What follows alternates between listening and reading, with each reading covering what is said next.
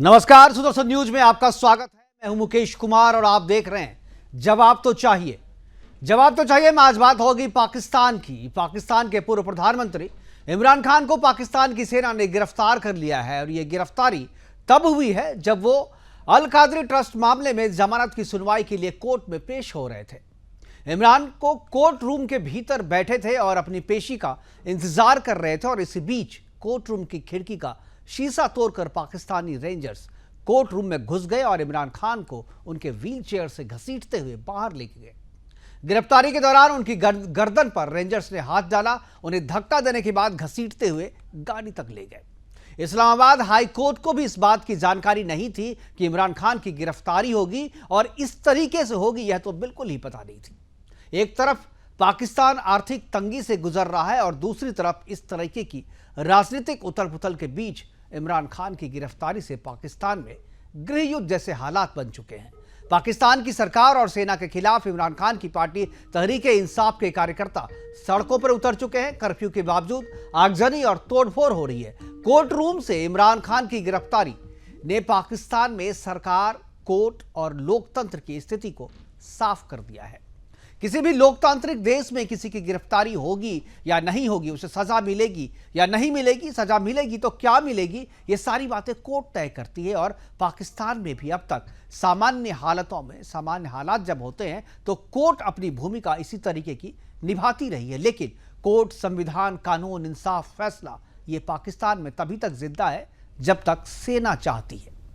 पाकिस्तान की सेना ही पाकिस्तान में सब कुछ है। वही संविधान है, वही कोर्ट है, वही कानून है, वही फैसला भी सुनाती है और इंसाफ भी सिर्फ वही देती है। इमरान के मामले में भी काफी दिनों से सेना कोर्ट, पेशी, जमानत, इंसाफ और दलील की खेल देख रहा था और जब मन भर गया तो कोर्ट रूम से जज के सामने से इमरान को खिड़की का शीशा तोड़कर उठा ले गए। और तुर्रा ये कि रेंजर्स की जिस कार्रवाई को अपहरण का नाम देना चाहिए उसे गिरफ्तारी बताया जा रहा है। कोर्ट खुद हतप्रभ है। वो सरकार से पूछ रहा है कि भाई किस मामले में गिरफ्तार किए हो? सजा मैंने सुनाई नहीं तो फिर गिरफ्तारी कैसे कर रहे हो और कैसी हुई? अब जाहिर है पाकिस्तानी सेना जब अपहरण को गिरफ्तारी कह रही है तो किसी भी कोर्ट से कोई पुराना गिरफ्तारी का ऑर्डर भी ले आएगी और सामने लाकर रख देगी आपके। लेकिन कोर्ट रूम के भीतर गिरफ्तार करने की नौबत क्यों आई? जजेस के सामने से इमरान को उठाने को सेना कैसे जस्टिफाई करेगी, यह भी जानना दिलचस्प होगा। इमरान खान इससे पहले आईएसआई और अपने राजनीतिक प्रतिद्वंद्वियों के खिलाफ बोलते रहे हैं, लेकिन उन पर कभी ऐसी दमनात्मक कार्रवाई नहीं हुई। लेकिन जब से उन्होंने सेना के खिलाफ आवाज उठाई है और सेना पर अपनी हत्या करने का अंदेशा जताया है, तब से हालात जो है वो बेकाबू हुए हैं। आज की गिरफ्तारी भी इसी का नतीजा है और आज अपने प्रोग्राम में हम चर्चा करेंगे और जानने की कोशिश करेंगे कि क्या इमरान खान के साथ भी वही होगा जो भुट्टो और बेनजीर के साथ हुआ। क्या बद से बदतर होते जा रहे पाकिस्तान के आर्थिक हालात के बीच सेना की यह कार्रवाई पाकिस्तान को गृह युद्ध की आग में ढकेल देगी? पाकिस्तान के बदलते हालात से भारत पर क्या असर पड़ेगा, यह भी हम चर्चा करेंगे। हमारे साथ कुछ मेहमान होंगे, उनसे आपका परिचय करवाएंगे। लेकिन पहले हम कुछ वीडियो दिखाते हैं, कुछ प्रतिक्रियाएं दिखाते हैं। कुछ हमारे पास पाकिस्तान के विभिन्न शहरों में जिस तरीके से वहां पर इमरान खान के कार्यकर्ता जो हैं वो आगजनी कर रहे हैं, तोड़फोड़ कर रहे हैं, वो भी विजुअल्स हमारे पास आए हैं। और गिरफ्तारी के पहले इमरान खान ने क्या कहा था, क्योंकि इस गिरफ्तारी का अंदेशा जो है वो इमरान खान को भी था। इसलिए जब वो कोर्ट में पेशी के लिए जा रहे थे तो उन्होंने अपना एक वीडियो बनाया था।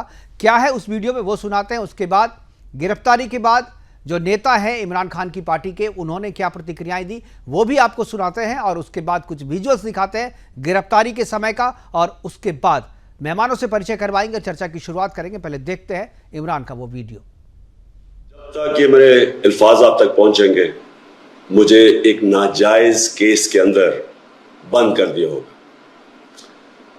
इससे एक चीज आप सबको वाजे हो जानी चाहिए कि पाकिस्तान में जो फंडामेंटल राइट्स हैं, जो हमारे आइन हमें हुकूक देता है, जो जमहूरियत है, वो दफन हो चुकी है। अजीम पाकिस्तानियों, आज आपको अपने घरों से निकलना होगा अपने अजीम कायद इमरान खान के लिए, जो आपके मुस्तकबिल लड़ाई लड़ रहा है। आज हर कोई ना बैठे।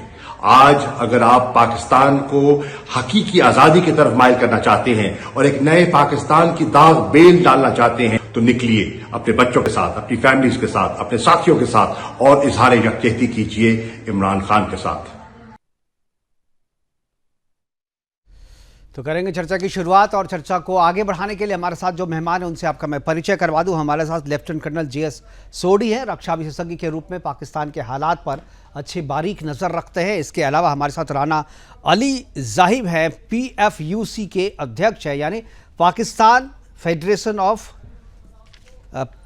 Pakistan federal union of columnist, यानी कॉलमनिस्ट का जो एक यूनियन है उसके वो अध्यक्ष है। इसके अलावा आफ्ताब मुंदेरी है, वो पाकिस्तान के पत्रकार है।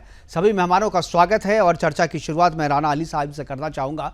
राना साहब, आवाज़ मिल रही है आपको? अच्छा, सोढी साहब जुड़ गए, तो आफ्ताब मुंदेरी अगर जुड़ गए हैं तो मैं आफ्ताब मुंदेरी से बात करना चाहूँगा। आफ्ताब जी, क्या आवाज़ मिल रही है आपको? आफ्ताब मुंदेरी जी, क्या आवाज़ मिल रही है आपको? आफ्ताब साहब को भी अभी हमारी आवाज़ नहीं मिल रही। लेफ्टिनेंट JS सोढी जी हमारे साथ हैं। सोढी जी, क्या आवाज़ मिल रही है आपको?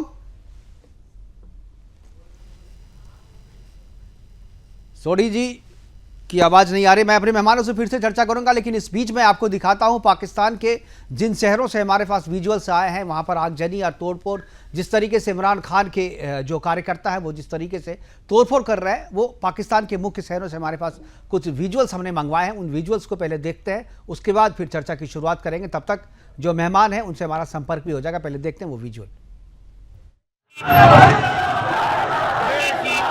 फैसलाबाद, लाहौर, पेशावर, इस्लामाबाद, कराकौट, चारसद्दा, ये केवल 6 शहरों के विजुअल्स हैं जहां पर इमरान खान के जो कार्यकर्ता हैं, उनके जो समर्थक हैं, वो सड़कों पे हैं और वहां पर सरकार और सेना के खिलाफ जो है वो नारेबाजी हो रही है और उनके खिलाफ जो है वो आवाज़ उठाई जा रही है और मांग की जा रही है कि इमरान खान को रिहा किया जाए, कैद से मुक्त किया जाए। जो गिरफ्तार किया गया है वो गिरफ्तार है, उसकी गिरफ्तारी के खिलाफ जो है आवाज़ आवाम उठा रही है और ख़ास तौर पे जो इमरान खान के समर्थक हैं, जो उनकी पार्टी के कार्यकर्ता हैं, वो लगातार आवाज़ उठा रहे हैं। और ये 6 शहरों के विजुअल्स आप अभी देख रहे हैं, लेकिन इसके अलावा पूरे पाकिस्तान में इस तरीके के हालात हैं और पूरा पाकिस्तान गृह युद्ध की कागार पे पहुंच चुका है। एक तरफ आर्थिक हालात ख़राब है, एक तरफ पाकिस्तान को आर्थिक स्थिति इतनी ख़राब है कि वो पूरे वर्ल्ड से, पूरे विश्व से सहायता मांगते फिर रहा है। और इस बीच में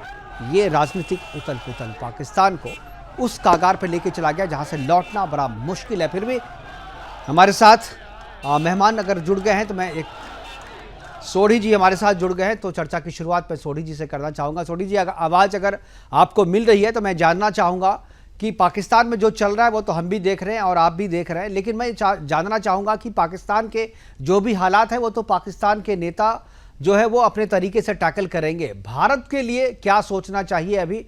भारत और पाकिस्तान के रिश्ते पे क्या असर पड़ेगा इसका, और भारत को अभी क्या करना चाहिए आपके हिसाब से? जय हिंद मुकेश जी। जय हिंद। ये मेरा सौभाग्य कि मैं आपके न्यूज चैनल और विख्यात को पैलेस के साथ हूं। 2004 में हसन अब्बास ने किताब लिखी थी पाकिस्तान ड्रिफ्ट इनटू एक्सट्रीमिज्म, जिसमें उन्होंने लिखा था कि पाकिस्तान की राजनीति 3A के ऊपर चलती है, अल्लाह, अमेरिका और आर्मी। पाकिस्तान का बच्चा बच्चा जानता है कि यदि उसने पाकिस्तान में अमन और शांति से रहना है तो उसने पाकिस्तानी सेना के साथ अच्छे रिश्ते बना के रखने हैं।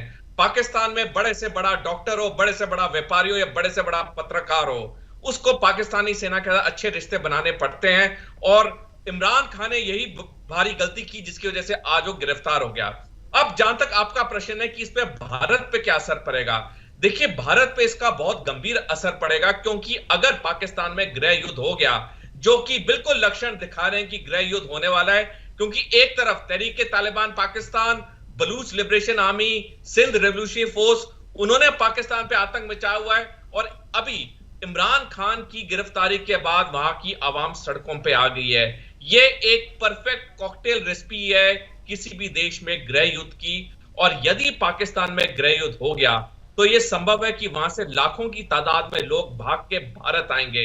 तब भारतीय सरकार के लिए बहुत फायरिंग खोल पाएंगे, उनके लिए कैंप बनाना, ये एक बड़ा मानवता का ये क्राइसिस होगा। और मेरे को पूरा यकीन है कि भारतीय सरकार इस पे ऑलरेडी विचार विमर्श कर रही होगी। बिल्कुल। क्या आपको लगता है जो सीमा पार से जो गतिविधियां हैं, एक चीज़ ये तो वहाँ के जो हालात हैं उससे भाग करके जो लोग आएंगे वो एक पक्ष है, लेकिन क्या सीमा पार से जो गतिविधियां, आतंकी गतिविधियां होती थी सोढी साहब, क्या लगता है कि उसमें कुछ कमी आएगी क्योंकि उनका इन्वॉल्वमेंट अपने देश में ज़्यादा हो जाएगा? तो ये एक अच्छी बात भी है कि अगर भारत पाकिस्तान में वहाँ गृह युद्ध की स्थिति बनती है तो जो सीमा पार से जो आतंकवादी गतिविधियां होती थी उसमें भी कमी आएगी, कश्मीर के हालात में भी कुछ चेंजेज होंगे? मुकेश जी, इसका विपरीत होगा। अगर गृह युद्ध होता है तो भारत के अंदर पाकिस्तान आतंकवादी गतिविधियों को और बढ़ावा देगा, क्योंकि तब उनको पूरी छूट मिल जाएगी, क्योंकि पाकिस्तानी सेना चाहेगी कि ये जो आतंकवादी गतिविधियां हैं ये चलती रहें भारत में, खास करके जम्मू कश्मीर और बाकी इलाकों में भी जहां जहां पे उन्हें मौका मिलेगा। अब ये जो लाखों की तादाद में पाकिस्तान से लोग भाग के भारत आएंगे, उसमें से कितने आतंकवादी होंगे उनका उस वक्त पता करना मुश्किल होगा। एक बारी अगर उन्होंने भारत की धरती पे पैर रख लिया, उसके बाद वो कहां लापता हो जाएंगे, किस स्लीपर सेल से कांटेक्ट करेंगे, किस वारदात को अंजाम देंगे। तो ये भारत के लिए बहुत बड़ी चुनौती है, दोनों तरफ से, आतंकवादी के गतिविधियों के बढ़ावे की तरफ से, और दूसरा एक मानवता के क्राइसिस से अगर लाखों लोग बॉर्डर पार करके भारत आ गए। तो भारत अपने आप तो पाकिस्तान से आ नहीं सकते, और हम क्यों लें? अगर कोई हमारे पास पाकिस्तान के बिगड़े हालात या खराब हालात से भाग करके कोई हमारे पास आना चाहता है तो हम क्यों रखें उसको? ये भी तो है ना, अगर सीमा पे हम करें तो हमारी कोई मजबूरी तो नहीं है, कोई इंटरनेशनल कोई ऐसा कोई प्रेशर तो नहीं है कि आपको रखना ही होगा। मुकेश जी, आपका प्रश्न बहुत अच्छा, लेकिन अगर हम अपना ध्यान इतिहास में लेके जाए, जब 1971 में ये बांग्लादेश का क्राइसिस हो रहा था, लाखों की तादाद में लोग आए थे। अब देखिए, अगर पाकिस्तान में क्राइसिस होता है, गृह युद्ध जो कि संभव है कि होगा, वहां पे अगर लाखों की तादाद में लोग बॉर्डर पार करना चाहते हैं, तो वो जो बैरिकेड्स हैं, जो वहां पे वायर फेंसिंग लगी है, उसको जब लाखों लोग तोड़ेंगे तो वो आसानी से टूट जाएगी, क्योंकि वो इतने लोड के लिए बनी नहीं है। दूसरा, क्या हमारे बॉर्डर सिक्योरिटी फोर्स, सेना को ऑर्डर्स मिलेंगे लाखों लोगों पे गोलाबारी करने के? ये बहुत बड़ा प्रश्न है। तो ये एक भारत के लिए एक बहुत बड़ी समस्या खड़ी हो सकती है अगर पाकिस्तान में गृह युद्ध हुआ और लोग भाग के यहां आ गए, क्योंकि उन्हें पता है पाकिस्तान में वो रह नहीं सकते, अफगानिस्तान में वो जा नहीं सकते, उनके लिए एक ही देश बचेगा, वो है भारत। सोनी साहब, एक सवाल और, जहां भी सूडान की बात करें, चाहे जो अभी यूक्रेन में जो हुआ, उस समय भी जब भारत की जनसंख्या या भारत के लोग, भारत के छात्र जो वहाँ फंसे हुए थे, तो उनको भारत सरकार ने अपने यहाँ रेस्क्यू किया था वहाँ जाकर के। इस हालात में अगर पाकिस्तान में जो हिंदू हैं जो वहाँ पर फंसे हुए हैं, तो इस गृह युद्ध के हालात में सबसे ज़्यादा ख़राब स्थिति वहाँ के अल्पसंख्यकों की होगी, और उनको बचाने के लिए एकमात्र जो है भारत ही है। तो क्या आपको लगता है कि ऐसे में भारत को राजनयिक स्तर पर इस तरीके के कार्य करने चाहिए, और वहाँ जो पाकिस्तान में जो हिंदू परिवार वहाँ पर है, वहाँ पर, और जिनके साथ ये मुसीबत होने वाली है, उनको रेस्क्यू किया जाए? बाकी देशों से जिस तरीके से आप रेस्क्यू करते हैं उसी तरह से उनका भी रेस्क्यू किया जाना चाहिए। बिल्कुल मुकेश जी, जितने भी थोड़े बहुत हिंदू और सिख वहां बचे हुए हैं, देखिए जब पाकिस्तान एक नया देश बना 1947 में, तब 20.15% हिंदू थे। आज की तारीख में सिर्फ 2% हिंदू रह गए हैं। 1947 में 6% पाकिस्तान में सिख थे, आज की तारीख में सिर्फ 0.01% सिख रह गए हैं। तो हिंदू और सिख और क्रिश्चियन तो वहां पे बहुत कम तादाद में हैं, और हमें पूरी कोशिश करनी चाहिए उन्हें निकालने की, हमें प्लान बनाना चाहिए, क्योंकि एक बार गृह युद्ध हो गया वहां शुरू, तो हमें वो 1947 का साल दोबारा याद आएगा, जब हिंदुओं को, सिखों को कत्लेआम हुआ था। ट्रेनें पाकिस्तान से भर भर के आई थी, जिसमें हिंदुओं की और सिखों की लाश थी। उस ट्रेन में सिर्फ 2 ही आदमी जिंदा थे जो ट्रेन को चला रहे थे। तो ऐसी स्थिति दोबारा पैदा हो सकती है, और मेरे को पूरी उम्मीद है कि हमारी सरकार इस पे विचार विमर्श करी होगी, इस पे ऑलरेडी कंटिजेंसी प्लानिंग चल रही होगी, क्योंकि ये 1-1.5 साल से एक्सपेक्टेड था कि इमरान खान की तो गिरफ्तारी होनी ही होनी है, लेकिन उसके बाद के जो रिपरकशंस होने हैं उसे बहुत लोगों को फर्क पड़ेगा। तो मैं आपके प्रश्न के साथ बिल्कुल सहमत हूं, हमें हर मुमकिन कोशिश करनी चाहिए पाकिस्तान में जो भी हिंदू, सिख और क्रिश्चियंस बचे हुए हैं उनको वहां से निकालने की। बिल्कुल। हमारे साथ आफ्ताब मुंगेरी और कमर आगा साहब जुड़ गए हैं। दोनों मेहमानों का स्वागत है। और मैं आफ्ताब साहब से सुनना चाहूँगा कि वहाँ के हालात के बारे में वो क्या सोचते हैं। आफ्ताब पाकिस्तान के पत्रकार हैं और वहाँ की वहाँ की सिचुएशन पे बारीक नज़र रखे हुए हैं। आफ्ताब, क्या आपको लगता है कि जिस तरीके की ये गिरफ्तारी हुई है ये एक तरीके से तख्ता पलट की कोशिश है, या आपको लगता है कि पाकिस्तान में ये सारी चीज़ें सामान्य घटना है और इस तरीके की चीज़ें तो पहले भी हुई थी, ये भी कुछ दिनों में हालात जो है वहाँ पर सामान्य हो जाएंगे? या आपको लगता है ये तख्ता पलट है सेना का? नहीं, मैं नहीं समझता कि सेना का ना किसी तख्ते पे है, ना उसका तख्ता पलटा है, ना पलटने की बात है। मैं समझता हूं कि ये एक पाकिस्तान के कह सकते हैं कि राजनीति और खास तौर पे सियासी और कह सकते हैं कि एक कानूनी चाराजोई थी जिसके तहत जो है गिरफ्तारी इमरान खान की हुई है। इस समय भी जिस वक्त मैं आपसे बात कर रहा हूं, मैं कराची के एक मसरूफ शाहराह पे आपके प्रोग्राम की वजह से रुका हूं और शाहराह मुझे चलती हुई नजर आती। शाहराह से मतलब ये रोड, और इस रोड पे जो है ट्रैफिक जारी है। अभी भी अगर आप मेरे पीछे थोड़ी बहुत चीज नजर आ रही है तो ये पब्लिक बस सर्विस है जो लोगों को लेके जा रही है। तो कहने का मकसद ये है कि एहतजाज यकीनी तौर पर पाकिस्तान के मुख्तलिफ हिस्सों में हो रहा है, इसे मैं डिनाई नहीं करूंगा। पाकिस्तान समेत एक दुनिया के पॉपुलर क्रिकेटर और पॉपुलर एक पार्टी के लीडर है, और उसके बावजूद अगर एहतजाज हो रहा है तो वो यकीनन उनका जमहूरी हक है। मगर ये कहना कि थोड़ी देर आपके जो मेहमान थे कि पाकिस्तान में रेस्क्यू करना चाहिए हिंदुओं को, सिखों को, और जो है अल्लाह ना करे कि पाकिस्तान की कोई ऐसी हालत बनती हुई नजर आ रही है कि इंटरनेशनल इदारे और इंटरनेशनल कुव्वतें वो आए और न्यूक्लियर असासे सेफ नहीं है, सेना जो है वो बस और लोगों के बीच में कोई जंग छिड़ चुकी है। तो इस बात से मैं यकीन तौर पर इस नुक्ते पर एतराज करते हुए कहूंगा, करोड़ों लोग आपका प्रोग्राम देखते हैं हिंदुस्तानी, और हम भी आपका प्रोग्राम देखते हैं। ऐसी सिचुएशन मुझे नजर नहीं आ रही। अगर मैं किसी ऑफिस में नहीं हूं, मैं किसी वर्चुअल स्टूडियो में नहीं हूं, मैं एक रोड पे खड़े होकर आपसे बात कर रहा हूं, तो समझें कि पाकिस्तान की सिचुएशन जो इस वक्त बयान किया जा रहा है उस तरह की नहीं है जिस तरह की बताई जा रही है। लेकिन एक चीज़ बताइए, ठीक है अभी हालात नहीं है, लेकिन फ्यूचर में क्या आपको लगता है कि हालात ऐसे ही रहेंगे या और भी बद से बदतर होंगे? क्योंकि एक तरफ आप पाकिस्तान जो वो आर्थिक हालात भी वहाँ पे ठीक नहीं है, आर्थिक तंगी से भी पाकिस्तान गुजर रहा है, उसके बाद ये राजनीतिक उठापटक, क्या आपको लगता नहीं है कि सिचुएशन वर्स होता जा रहा है? और एक चीज़ और, आपने कहा कि तख्ता पलट की स्थिति नहीं है, सेना इमरान खान को कोर्ट में जजेस के सामने से उठा के ले जाती है, इसको आप तख्ता पलट नहीं कहेंगे तो क्या कहेंगे? किस तरीके से डिफाइन करेंगे?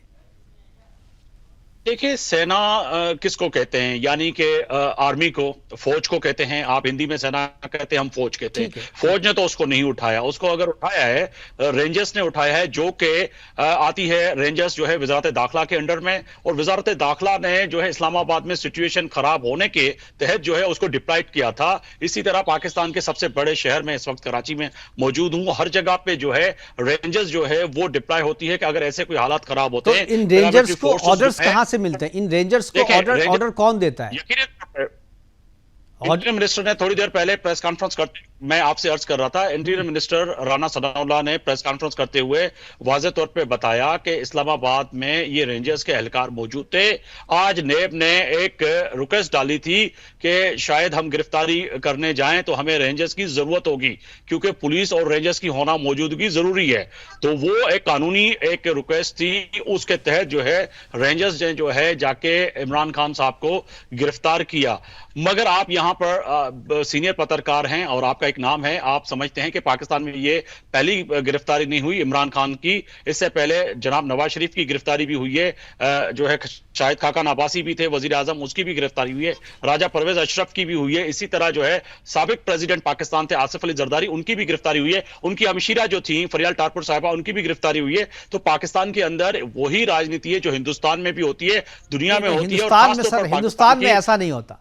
हिंदुस्तान में आफ्ताब साहब इस तरीके से गिरफ्तारी नहीं होती है। जो जज सामने बैठे हुए हैं और कोर्ट के भीतर से आप किसी को कर ले, कोर्ट को पता नहीं है कि इमरान खान की गिरफ्तारी होनी है, सरकार को पता नहीं है कि गिरफ्तारी होनी है, आईजी को पता नहीं है कि गिरफ्तारी होनी है, रेंजर्स आते हैं किसी का आदेश लेकर के और खिड़की तोड़ करके, अगर ये सामान्य गिरफ्तारी थी तो सामान्य रास्ते से भी आ सकते थे ना।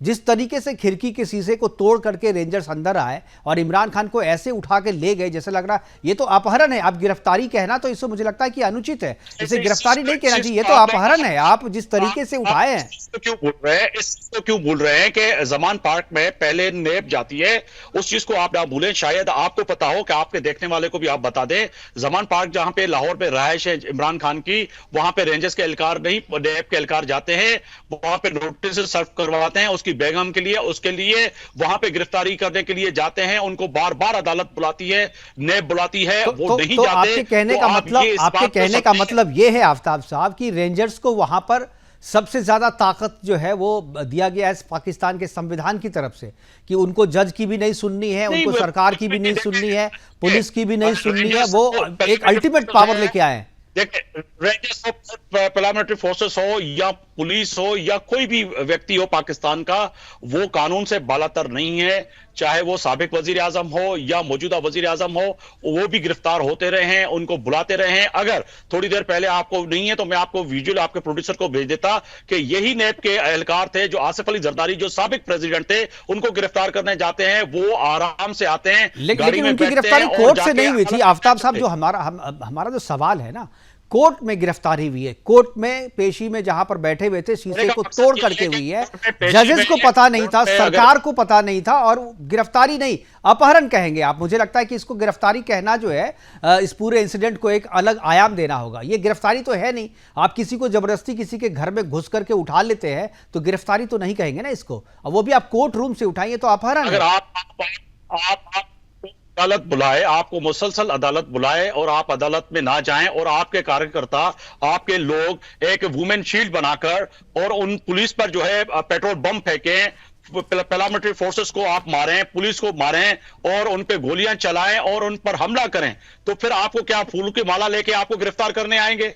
आपको जो है लव लेटर आपके पाकिस्तान में ऐसा होता है तो आपको सामान्य बातें लगती होंगी, लेकिन हमारे हिंदुस्तान में ऐसा नहीं होता, इसलिए मुझे ये असामान्य चीजें लग रही है। हमारे साथ जफर आगा साहब है, ये बताएंगे आपको जवाब। मुझे लगता है जफर आगा साहब हमारे साथ है। जफर आगा साहब, जिस तरीके से बात कर रहे हैं आफ्ताब, कमर आगा, माफ कीजिएगा, कमर आगा साहब, क्या आपको लगता है जिस तरीके से कह रहे हैं कि ये सामान्य चीजें, क्या आपको भी सामान्य घटना लगती है जिस तरीके से गिरफ्तारी इमरान खान की हुई है? कमर साहब, कमर आगा साहब, क्या आवाज मिल रही है आपको? कमर आगा साहब का ऑडियो, कमर साहब आपने म्यूट किया हुआ है अपने मोबाइल को, एक बार अनम्यूट करें इसको। आ रही है? हाँ, अब आ रही है कमर साहब जी। देखिए, उनको जिस तरीके से अरेस्ट किया गया जी, वो सामान्य नहीं कही जा सकती, इसलिए कि वो एक सबसे मुल्क के सबसे पॉपुलर लीडर, सबसे बड़ी पार्टी का लीडर, और उसको इस तरीके से ढकेलते हुए लेके चले गए। दूसरी बात यह कि रेंजर्स को कोई पावर नहीं होती अरेस्ट करने की। रेंजर्स का काम यह है कि लॉ एंड ऑर्डर कंट्रोल से बाहर हो जाती है सिविल अथॉरिटीज की, तो रेंजर्स उनको बुला लेते हैं, लगा दिए जाते हैं, डिप्लॉय कर जाते हैं और सिविल अथॉरिटी को मदद करते हैं लॉ एंड ऑर्डर मेंटेन करने के लिए। तीसरी बात यह है कि पाकिस्तान के अंदर ये सही बात है जो ये कह रहे थे कि एक नहीं दर्जनों लीडर और प्राइम मिनिस्टर्स को मारा, को अरेस्ट किया गया, फिर उसके बाद फांसी भी दी गई, बिला वजह जेल के अंदर मुकदमा चला के जुल्फ़िकार अली भुट्टो को जिस तरह से फांसी दी गई, फिर बेनज़ीर भुट्टो का जिस तरह से हत्या की गई, नवाज शरीफ को आज लंदन में बैठे हुए। जब भी कोई आदमी वहां पे पाकिस्तान की सेना को या फौज को, जिसको ये कह रहे थे, चैलेंज करता है या उसको एक्सपोज करने की कोशिश करता है, तो उसके साथ बहुत बुरा सेना करती है, और यही नहीं करती। अभी तो इनको अरेस्ट किया है, देखिए आगे क्या करते हैं। और दूसरी बात ये कि इनकी अरेस्ट का लग रहा था कि जल्दी होने वाले, और ये अरेस्ट होने से पहले इनको मालूम था ये कोर्ट गए थे, वहां अरेस्ट किए गए, घर से नहीं अरेस्ट हुए। और मैं कहने वाला था कि काफी दिनों से लग रहा था कि पाकिस्तान के हालात बहुत खराब, पॉलिटिकल हालात खराब होते हैं तो फिर भी संभल जाते हैं किसी न किसी वक्त पे।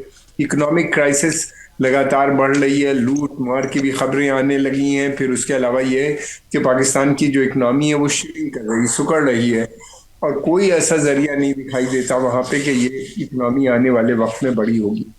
हजारों फैक्ट्रियां बंद हो गई, 1/3 पाकिस्तान सैलाब में डूब गया था, तो वहाँ खेती भी नहीं हो पा रही, लाखों लोगों के पास घर नहीं है जो बह गए थे उस सैलाब में।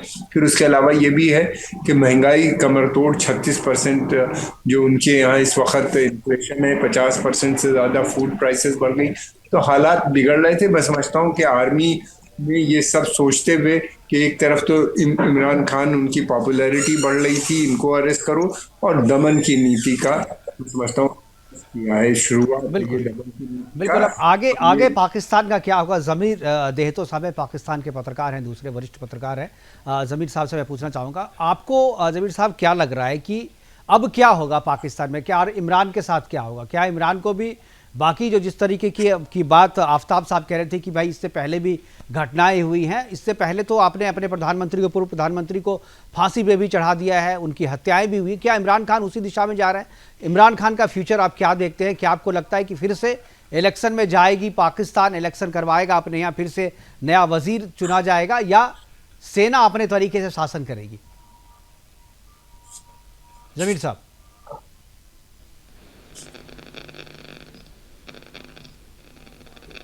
जमीर साहब, आवाज मिल रही है आपको? जमीर साहब को आवाज नहीं मिल पा रही। आफ्ताब साहब, अगर आपको मिल रही है तो ये सवाल मेरा आपसे है कि अब इमरान खान का क्या होगा? क्या फ्यूचर है इमरान का? तहरीके इंसाफ का क्या फ्यूचर है?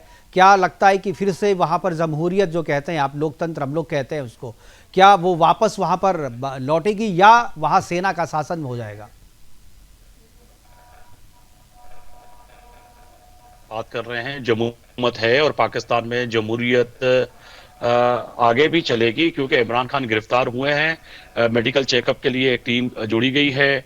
अभी थोड़ी देर पहले की खबर है कि इस्लामाबाद हाई कोर्ट ने फैसला करना है, महफूज कर लिया है कि उनकी गिरफ्तारी जो अहाते से हुई है, अहाते से मुराद कोर्ट के जुडिशरी में हुई है, वो आईनी है या गैर आईनी है, या फिर उनके पास वारंट थे तो उन्होंने पहले क्या उन्होंने इस्लामाबाद हाई कोर्ट को दिए थे, बताए थे। अभी थोड़ी देर में वो भी फैसला आ जाएगा। इमरान खान की जहां तक आपने बात की, मैं समझता हूं कि इमरान खान इस तमाम जितने भी इश्यूज हैं इनमें से ये निकल आएंगे, क्योंकि इस वक्त अदालतों की जो फेवरेट शख्सियत है वो इमरान खान है। गुज़श्ता कई माह से जितने भी जो उनके खिलाफ फैसले आए हैं हुकूमत के खिलाफ और उनके हक में आए हैं, और रिलीफ जितना मिला है अदालत से, मैं समझता हूं कि पाकिस्तान के किसी भी सियासतदान को ऐसा रिलीफ अदालत से नहीं मिला।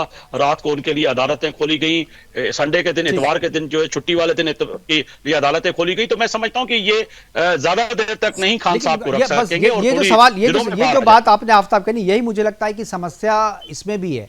जमीर साहब से मैं जानना चाहूँ, क्या आपको लगता है कि अदालतें इमरान खान को रियायत दे रही थी, इमरान खान को छोड़ते जा रही थी, हर एक मामले से बरी करते जा रही थी, इसीलिए सेना को ये सारी चीज़ें नागवार गुजरी और सेना ने इंटरफेयर किया और कोर्ट रूम से उठा के ले गए, बोले अब अदालत सजा नहीं देगी, सजा इसको सेना देगी? क्या आपको लगता है ये इस तरीके के हालात हैं? क्योंकि अगर अदालत में सब चीज़ ठीक ठाक चल रहा था और किसी को कोई तकलीफ नहीं थी, तो फिर रेंजर्स ने गिरफ्तार क्यों किया वहां से? जमीर साहब। देखिए इसको थोड़ा समझना पड़ेगा कि इमरान खान को रेंजर्स ने गिरफ्तार नहीं किया, बल्कि इमरान खान को गिरफ्तार किया है नेब ने। ये वही नेब है जिसको इससे पहले इमरान खान खुद इस्तेमाल करते थे और इमरान खान के कहने पे मुतअद्दिद सियासी रहनुमाओं को बगैर किसी केस के गिरफ्तार किया जाता था। नेब की जानिब से रेंजर्स को दरख्वास्त दी गई थी कि नेब उसको गिरफ्तार करना चाहती है, उसको सिक्योरिटी प्रोवाइड की जाए, जिसके बाद नेब ने, जो नेब के पास गिरफ्तारी के वारंट थे, उसकी बुनियाद पे नेब ने उसे गिरफ्तार किया, रेंजर्स उसकी सपोर्ट पे थी। दूसरी बात ये मैं आपको बताता चलूं कि इससे पहले जिन केसेस में अदालतें इमरान खान को रिलीफ देती रही हैं वो केसेस थे जो पुलिस की जानिब से बनाए गए थे और उनको बच्चा भी समझता था कि वो फजूल केस बनाए गए, बिला वजह के केस बनाए गए। लेकिन जो मौजूदा केस है जिसमें इमरान खान को गिरफ्तार किया गया, ये नेब के सेक्शन 9 के तहत उनको गिरफ्तार किया गया था और इसी सेक्शन के तहत इससे पहले कम से कम 4 साबिक वज़ीर आज़म और 1 साबिक सदर को भी गिरफ्तार किया गया था। तो इस बार जिस केस के तहत इमरान खान को गिरफ्तार किया गया है उसमें इमरान खान की जो रिहाई है उसका फैसला हाई कोर्ट कर नहीं सकती, उसका फैसला करेगी नेब कोर्ट। यकीनी तौर पर इमरान खान को अब कल नेब कोर्ट में पेश किया जाएगा, उसके बाद देखते हैं कि नेब कोर्ट इसके हवाले से क्या फैसला करती है, क्योंकि अल कादिर ट्रस्ट जमीर साहब ठीक है, नेब कोर्ट में फैसला होना था, जमीर साहब, नेब कोर्ट में फैसला होना था, नेब कोर्ट में पेशी होनी थी, तो इमरान को समन किया जाता है, इमरान अगर वहाँ नहीं पहुँचते तब उनको अगर गिरफ्तार किया जाता तो बात समझ में आती। किसी दूसरे केस में, ये तो ट्रस्ट वाले केस में जमानत के लिए सुनवाई करने आए थे ना, तो इसके बाद उनकी गिरफ्तारी हो जाती। इस तरीके से नेब अगर आए, टेक्निकली नेब गिरफ्तार करे, रेंजर्स करे या सेना करे या पुलिस करे, लेकिन जो तरीका है वो उस तरीके पे सवाल उठ रहा है ना। नेब को अगर करना था तो वो कल भी कर सकती थी, इस पेशी के बाद भी कर सकती थी। जमीर साहब, देखिए, बुनियादी तौर पे इससे पहले हमने देखा है कि जिस तरह इमरान खान को अदालतों से रिलीफ मिलता रहा है, तो उस हवाले से जो मौजूदा हुकूमत है उसको साफ समझ में आ रही थी कि अगर उन्होंने उसको रूटीन के तरीके से गिरफ्तार करने की कोशिश की तो अदालतें इसके दरमियान में आएंगी, लिहाजा उन्होंने चलिए यही बात, मतलब आप लोग अब पाकिस्तान में अदालत पे सरकार का भी यकीन नहीं है, सेना का भी यकीन नहीं है, नैब का भी यकीन नहीं है, और आप लोग जो बैठे हुए आप लोग यही कह रहे हैं कि भाई इस तरीके से कह रहे हैं, ये तो बहुत सामान्य बात है कि भाई अदालत पे यकीन नहीं है। सोढ़ी साहब, क्या कहेंगे आप? अदालत पे यकीन नहीं है और इसको बड़ा ही जनरलाइज किया गया है कि अदालत पे यकीन नहीं है जमहूरियत का। इसी केस में अदालत ने जो है नोटिस कोर्ट में हमने ढूंढना होता है तो हम जज से परमिशन लेते हैं, अगर निकलना होता है तो हम हेड वो करके निकलते हैं। मेरे कहने का तात्पर्य ये है कि एक कोर्ट रूम के अंदर जज की फुल अथॉरिटी होती है, और अगर पाकिस्तान के कोर्ट रूम से इमरान खान को अरेस्ट किया गया जहां पे जज से ना पूछा गया, ना जज को कुछ बताया गया, तो ये तो एक बहुत बड़ा गंभीर मामला है। और ये चीज दिखाती है कि ना पाकिस्तानी सेना को वहां की कोर्ट पे भरोसा है, ना पाकिस्तानी हुकूमत को है। जो उनका मन करता है वो अरेस्ट कर लेते हैं। अगर इमरान खान को अरेस्ट करना था तो वो वेट करते हैं, वो इमरान खान जैसी अपने ये ट्रस्ट वाले केस में हियरिंग करके बाहर निकलते तब अरेस्ट करते हैं। लेकिन कोर्ट रूम के अंदर से अरेस्ट करके पाकिस्तानी हुकूमत और पाकिस्तानी सेना और रेंजर्स ऑफ मेयर ने सिर्फ पाकिस्तान को नहीं, पूरी दुनिया को एक गलत मैसेज दिया है कि पाकिस्तान में किसी को भी पाकिस्तानी कोर्ट्स के ऊपर ना भरोसा और ना ही इज्जत है। बिल्कुल। कमर साहब, क्या आपको लगता है कि पाकिस्तान में अभी जो वर्तमान में हालात हैं, जो विश्व की शक्तियां या विश्व के जो देश हैं जो लोकतंत्र को मजबूत बनाए रखना चाहते हैं, उनको दखल देना चाहिए? क्योंकि जिस तरीके से काम हो रहा है वो जमहूरियत के, लोकतंत्र के खिलाफ है। लोकतंत्र तो वहाँ पर बचा नहीं जब लोगों को वहाँ पर अदालत पे यकीन नहीं है, अदालत के भीतर में घुस करके लोगों की गिरफ्तारी हो रही है, ज़बरदस्ती हो रही, खिड़की तोड़ करके, शीशा तोड़ करके उठा लिया जा रहा है, और वैसे लोगों को उठाया जा रहा है जो पूर्व में प्रधानमंत्री हैं। आम लोगों का क्या होगा? तो अगर लोकतंत्र बचाना है पाकिस्तान में, तो विश्व की शक्तियाँ जो लोकतंत्र के लिए काम करती है, उसे मजबूत बनाए रखना चाहती है, उनको इंटरफेयर करना चाहिए। कमर साहब, मैं नहीं समझता कि बहुत ज्यादा उनका असर होगा जी। बराबर इस तरह के स्टेटमेंट आते रहे ह्यूमन राइट्स ऑर्गेनाइजेशन से या दूसरी बॉडीज से, जिसमें पाकिस्तान को सेंसर किया गया है। पाकिस्तान और भी बहुत से मसले रहे हैं, मनी लॉन्ड्रिंग का भी है, इस तरह के बहुत से मसले हैं। लेकिन ये कि पाकिस्तान का एक पर्टिकुलर बिहेवियर है, उसको कोई फिक्र है नहीं इंटरनेशनल कम्युनिटी की। वो हमेशा, अब वो पूरी तरीके से चाइना के साथ अलाइन कर लिया है उसने, और समझते हैं कि चाइना ही उनको बचा सकता है, और वो उसी लाइन पे वो आगे बढ़ रहे हैं, और चाइना के इंटरेस्ट को भी वहाँ ये लोग सेव करते हैं। दूसरी बात मैं ये कहना चाह रहा था, इमरान खान पे किन केसेस की वजह से नहीं रेंजर आए थे अरेस्ट करने। इमरान खान की अरेस्ट इस वजह से हुई कि वो लगातार सेना को चैलेंज कर रहे थे, सेना के खिलाफ बात कर रहे थे। आईएसआई के सीनियर ऑफिसर का उन्हीं ने नाम लेके कहना शुरू कर दिया था, और आम जनता जो थी वो खुश हो रही थी, और उनकी पॉपुलैरिटी, सेना को जब वो क्रिटिसाइज कर रहे थे, सेना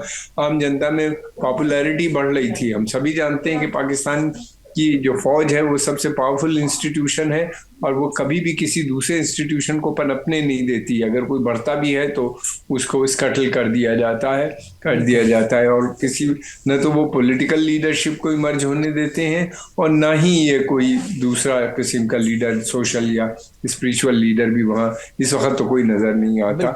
हालात बहुत बुरे हैं। मैं ये नहीं चाहता कि वहाँ अराजकता फैले, मैं ये बिल्कुल नहीं चाहता कि वहाँ पे और हालात बिगड़े, लेकिन कैसे होगा? वहाँ के जो इस समय सिचुएशन है वो बहुत खराब है। इकोनॉमिक सिचुएशन को संभालना आसान काम नहीं होता। पॉलिटिकल इनस्टेबिलिटी तो फिर भी किसी समय पे ठीक हो सुधर जाती है। बिल्कुल। इकोनॉमी को कैसे बनाएंगे? लोगों के पास पैसा नहीं है खाने पीने का सामान इकट्ठा करने की, कीमतें इतनी बढ़ी, वो कम नहीं होने वाली हैं। इसलिए नहीं होंगी कि कोई इनके यहाँ डेवलपमेंट कभी एजेंडा ही नहीं रहा है। डेवलपमेंट कहाँ से होगा, कैसे? ओवरनाइट नहीं होता। बिल्कुल। इन्हीं ने हमेशा धर्म का इस्तेमाल किया, धर्म के माध्यम से बड़े देशों का साथ दिया, उसका इस्तेमाल किया अफगानिस्तान में, और जिहाद को बढ़ाया। कभी भी ये नहीं सोचा कि हमें इकोनॉमिक डेवलपमेंट भी करना चाहिए, वो किया नहीं। अब यह है कि न तो फॉरेन इन्वेस्टमेंट आता दिखाई देता है और न पाकिस्तान की अपनी इकोनॉमी बढ़ती दिखाई देती है। टूरिज्म बिल्कुल ठप वहां पे है। पैंडेमिक और तेल की जो कीमतें बढ़ी हैं उसने इकोनॉमी को और ज्यादा खराब कर दिया है, और कोई प्लान भी नहीं है सामने नजर आता कि जिस प्लान के तहत वहां से बढ़ जाएगा। प्लान एक ही होता है कि चाइना से कुछ पैसा लिया हो, सऊदी अरेबिया से कुछ पैसा लिया हो, यूएई से कुछ पैसा लिया हो, 3 महीने का काम कर लो। तो ये कैसे मांग होगा? करके आप बिल्कुल मांग के और दान से कोई इकोनॉमी जो है वो मजबूत नहीं की जा सकती। आप जी आफ्ताब बोलिए, मैं आप ही के पास आ रहा था। मैं कमर साहब की बात पे, इस नुक्ते पे जो है एतराज करूंगा कि आप इनसे पूछे कि इमरान खान जब खुद प्राइम मिनिस्टर थे तो साबिक वजीर आजम मियां मोहम्मद नवाज शरीफ उनको गिरफ्तार क्यों किया, उनकी बेटी को गिरफ्तार क्यों किया, आसिफ अली जरदारी साबिक प्रेसिडेंट थे उनको गिरफ्तार किया, उनकी बहन को गिरफ्तार किया, बहुत से लोगों को इमरान खान ने गिरफ्तार करके इन्हीं जेलों में डाला। ये क्यों भूल रहे हैं कि इमरान खान ने भी इंतकामी कार्रवाई की? उस वक्त इकोनॉमी क्या बुरी नहीं थी? उस वक्त क्या मुल्क टूटने की तरफ नहीं जा रहा था? साबिक वजीर आजम को, शायद खाकान अब्बासी को, तो कमर आगा साहब उस समय भी यही कह रहे थे कि गलत हो रहा है, वहां पे इकोनॉमी को स्ट्रॉन्ग करने के लिए बात होनी चाहिए। इस वक्त अगर बात की जाए पाकिस्तान की जो है गेहूं कहें गंदम कहें, पंजाब के अंदर, सिंध के अंदर जो है बम्पर जो है क्रॉप जो है इस वक्त जो है पैदावार हुई है। 5 डैम की इस बजट में हमने जो है सिंध असेंबली की बात करूं, प्रांश ऑफ सिंध की, 5 डैम जो है सिंध में बनाने जा रहे हैं। तरक्की क्या आप बात कर रहे हैं, रोड रास्ते बन रहे हैं, सब चीजें बन रही हैं। अब आपकी ये बात समझ में नहीं आ रही है कि इमरान खान की गिरफ्तारी से ना जाने दुनिया को, इंटरनेशनल कुव्वतों को उतरना पड़ेगा, यूनाइटेड नेशन को आना पड़ेगा, दुनिया की तमाम नेशन को इकट्ठे होना पड़ेगा। इमरान खान की तरफ वजह से, नवाज शरीफ की वजह से गिरफ्तारी हुई थी, उनकी बात नहीं हुई। आसिफ जरदारी की उन्होंने गिरफ्तार किया, उसके नहीं हुई। उनकी गिरफ्तारी के बाद पाकिस्तान की आवाम सड़कों पे नहीं आई थी आफ्ताब साहब। उनकी गिरफ्तारी के बाद जो है वहां पर आर्थिक हालात खराब नहीं हुए थे। उनकी गिरफ्तारी के बाद पाकिस्तान की आवाम भारत की सीमा पार करके भारत में आने का खतरा उनका नहीं बढ़ा था, इसलिए इस तरीके की बातें नहीं की जा रही थी। लेकिन अभी जो इमरान खान की गिरफ्तारी के बाद इसी तरीके के हालात बन रहे, पूरे पाकिस्तान में प्रदर्शन, आगजनी और तोड़फोड़ हो रही है। 27 दिसंबर को साबिक वजीर आजम मोहतरमा बेनजीर भुट्टो का कत्ल हुआ, उस पे इससे ज्यादा लोग निकले थे। उस वक्त भी आप कह रहे थे कि शायद पाकिस्तान टूटने की तरफ जा रहा। जो आपका ख्वाब है वो पूरा नहीं होगा। पाकिस्तान एक न्यूक्लियर पावर है, वो नहीं टूटेगा। यही न्यूक्लियर खाइए आप, इसी न्यूक्लियर को पीजिए, इसी न्यूक्लियर को खाइए और इसी न्यूक्लियर से सब चीज कीजिए। यही आपकी सबसे बड़ी दुश्मन है, आप नहीं समझ रहे हैं। अरे हम कमर आगा साहब तो आपको कह रहे हैं कि भाई इन सब चीजों से बाहर निकलो, इकोनॉमी पे ध्यान दो, फॉरेन इन्वेस्टमेंट कैसे पाकिस्तान में आए इस पे ध्यान दो। लेकिन आप धर्म से आगे निकलते नहीं हो, आतंकवाद से आगे निकलते नहीं हो। न्यूक्लियर पावर का रौब दिखा रहे हो, उसी को खाओगे क्या? न्यूक्लियर पावर खाओ, उसी को पियो, बाकी सब ठीक है। तब तो आपके सही चल रहा है भाई। जज के सामने में किसी को गिरफ्तार कर लो। हमने कोई रखा है अपनी के लिए रखा है न्यूक्लियर को, वो पिएंगे भी नहीं, खाएंगे भी नहीं, वक्त आने पे चलाएंगे, ना खाएंगे ना पिएंगे। बाकी बात ये है कि आपकी ये ख्वाहिश पूरी नहीं होगी कि पाकिस्तान टूटने जाएगा। अरे हम नहीं चाहते कि पाकिस्तान क्या, वो तो भारत ही है। पाकिस्तान हम तो इसे मिलाने का सोच रहे हैं भारत में, हम तोड़ने का तो सोच नहीं रहे। हम कहां सोच रहे तोड़ने का, हम तो सोच रहे हमारा हिस्सा है, हमारे में फिर से मिल जाए। हम तोड़ने का नहीं सोच रहे सर, हम भारत को फिर से जोड़ने का सोच रहे हैं। आप उल्टा सोच रहे हैं। और हम नहीं चाहते कि पाकिस्तान टूटे, हम चाहते हैं कि पाकिस्तान फिर से भारत में जुड़ जाए, बांग्लादेश फिर से भारत में जुड़ जाए और फिर से जो एकीकृत भारत है उसका सपना पूरा हो। फिलहाल हमारे पास समय की कमी, हमारे साथ जुड़ने के लिए सोढ़ी साहब आपका, आफ्ताब साहब आपका, और जमीर साहब और कमर आगा साहब आपका बहुत बहुत शुक्रिया, बहुत बहुत धन्यवाद। आप जुड़े और अपनी अपनी बातें हमारे साथ साझा की। लेकिन पाकिस्तान के हालात जो हैं वो बद से बदतर होते जा रहे हैं। पहले जो इकोनॉमिक कंडीशन थी वो वहाँ पर ख़राब हुई, पहले आर्थिक हालात वहाँ पर ख़राब हुए, अब जो पॉलिटिकल कंडीशन है वो ख़राब होते जा रहे हैं। इमरान खान की गिरफ्तारी के बाद से लगातार जिस तरीके से पाकिस्तान में इमरान खान के समर्थक सड़कों पर गुंडागर्दी कर रहे हैं या कहें जो तोड़फोड़ कर रहे हैं, आगजनी कर रहे हैं, उससे ऐसा लग रहा है कि पाकिस्तान में लोकतंत्र जैसी कोई बात बची नहीं है। सेना जो है सारी चीजें कर रही है, सेना के इशारे पे ही सारे चीज हो रही है। वहां पे कोर्ट के भीतर से जिस तरीके से इमरान खान को उठा करके लाया गया, वो बिना सेना के परमिशन से ऐसा कभी नहीं हो सकता है। और ये बात भी दीगर है कि इमरान खान पे इससे पहले किसी भी तरीके की सख्त कार्रवाई इसलिए नहीं की गई क्योंकि उन्होंने सेना के खिलाफ कभी कुछ बोला नहीं। लेकिन अब जब सेना पे उन्होंने खुल करके बोलना शुरू किया है तो सेना ने भी पलटवार करना शुरू किया है। और अब इमरान खान आगे क्या करेंगे और इमरान खान के समर्थन में जो जनता है वो पाकिस्तान को किस तरफ ले जाती है, क्या पाकिस्तान में फिर से चुनाव हो पाएगा, क्या पाकिस्तान में फिर से लोकतंत्र की बहाली हो पाएगी, इस पर सबकी नजर रहेगी। फिलहाल अभी के लिए इतना ही, दीजिए इजाजत, नमस्कार।